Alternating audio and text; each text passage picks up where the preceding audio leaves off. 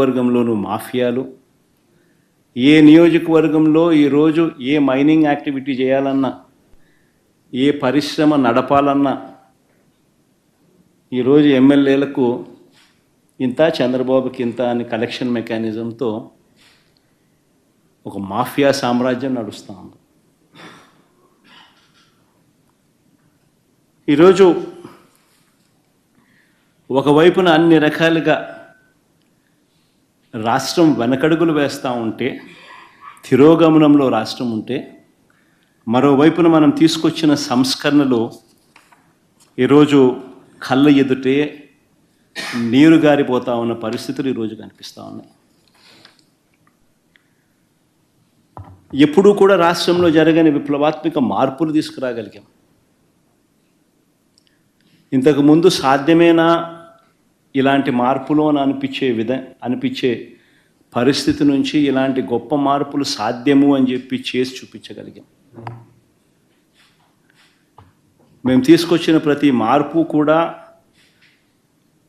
నా 3648 కిలోమీటర్ల పాదయాత్రలో చూసిన కష్టాలను, తెలుసుకున్న విషయాలను, వాటికి సొల్యూషన్స్ ఇచ్చే విధంగా మా ప్రభుత్వంలో ప్రతి అడుగు కూడా మేము సొల్యూషన్స్ ఇచ్చే విధంగానే అడుగులు వేశాం. ఆ సొల్యూషన్స్ ఇచ్చే క్రమంలో ప్రతి రంగంలోనూ ఒక రెవల్యూషన్ తీసుకురాగలిగాం. ఆ సొల్యూషన్స్ ఇచ్చే క్రమంలో ఇది సాధ్యం అవుతుందా అనే పరిస్థితి నుంచి సాధ్యం చేసి చూపించగలిగాం. ఎప్పుడు ఊహించని మార్పులు తీసుకురాగలిగాం. డెలివరీ మెకానిజంలో లంచాలు లేకుండా, వివక్ష లేకుండా అసలు గ్రామాలలో ఏదైనా ప్రభుత్వ పథకాలు ఇవ్వగలుగుతామా, ఇవ్వడం సాధ్యమేనా అని అనిపించే పరిస్థితి నుంచి లేదు, ఇది సాధ్యమే అని చెప్పి గ్రామ స్వరాజ్యాన్ని తీసుకొచ్చాం. ప్రతి గ్రామంలోనూ సచివాలయ వ్యవస్థ, ప్రతి 50-60 ఇళ్లకు వాలంటీర్ వ్యవస్థ, లంచాలు లేకుండా, వివక్ష లేకుండా ప్రతి పథకము, దాదాపుగా 540 రకాల సేవలు గ్రామంలోనే ఇంటి వద్దకే డోర్ డెలివరీ. గ్రామ స్వరాజ్యానికి నిజమైన అర్థం చెబుతూ, వివక్ష లేకుండా, లంచాలు లేకుండా ప్రతి ఇంటికి మంచి చేయగలిగిన పరిస్థితులు ఈ 5 సంవత్సరాల పాలనలోనే, గత 5 సంవత్సరాల పాలనలోనే చూసాం.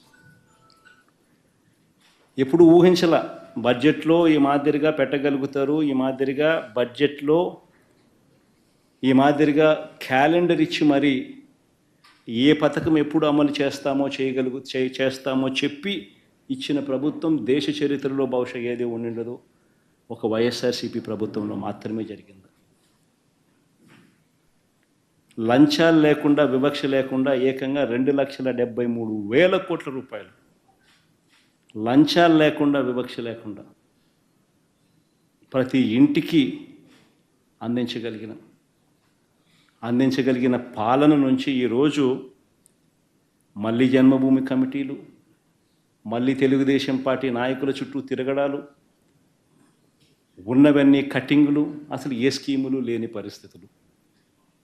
ఇది చంద్రబాబు నాయుడు గారి ప్రభుత్వంలో ఈరోజు కనిపిస్తూ ఉన్న పరిస్థితులు. ఊహించని విధంగా గవర్నమెంట్ బడులలో ఇంగ్లీష్ మీడియం సాధ్యమేనా అన్న పరిస్థితి నుంచి, గవర్నమెంట్ బడులు ఏ రోజైనా ప్రైవేట్ బడులతో కాంపిటీషన్లో చేయగలుగుతాయా అన్న పరిస్థితి నుంచి మొట్టమొదటిసారిగా గవర్నమెంట్ బడులతో ప్రైవేట్ బడులు కాంపిటీషన్ లేకి తీసుకొచ్చిన పరిస్థితులు వైఎస్ఆర్సీపీ ప్రభుత్వంలోనే చూసాం.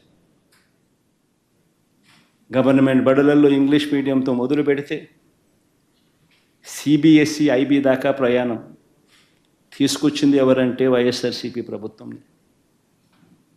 జరిగింది ఎప్పుడంటే వైఎస్ఆర్సీపీ ప్రభుత్వంలోనే.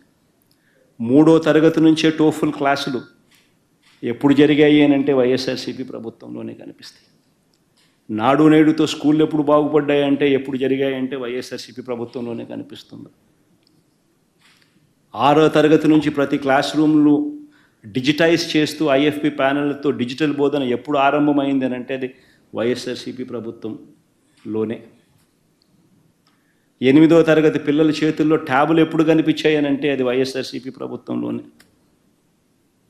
సబ్జెక్ట్ టీచర్ కాన్సెప్ట్ 3వ తరగతి నుంచి ఎప్పుడు స్టార్ట్ అయ్యింది అని అంటే అది వైఎస్ఆర్సీపీ ప్రభుత్వంలోనే. బడులకు పోతా ఉన్న పిల్లలకు తల్లులను ప్రోత్సహిస్తూ పిల్లలను బడికి పంపించేలా తల్లులను ప్రోత్సహిస్తూ అమ్మఒడి ఎప్పుడు ఇచ్చారు అని అంటే అది వైఎస్ఆర్సీపీ ప్రభుత్వంలోనే. పూర్తి ఫీజు రీఎంబర్స్మెంట్తో పిల్లలకు అండగా ఎప్పుడు నిలబడింది అని అంటే అది వైఎస్ఆర్సీపీ ప్రభుత్వంలోనే. ఆన్లైన్ వర్టికల్స్ తీసుకొచ్చి సర్టిఫైడ్ ఆన్లైన్ వర్టికల్స్ కరికులంలో భాగంగా ఎప్పుడు తీసుకొచ్చాము అంటే అది వైఎస్ఆర్సీపీ ప్రభుత్వంలోనే.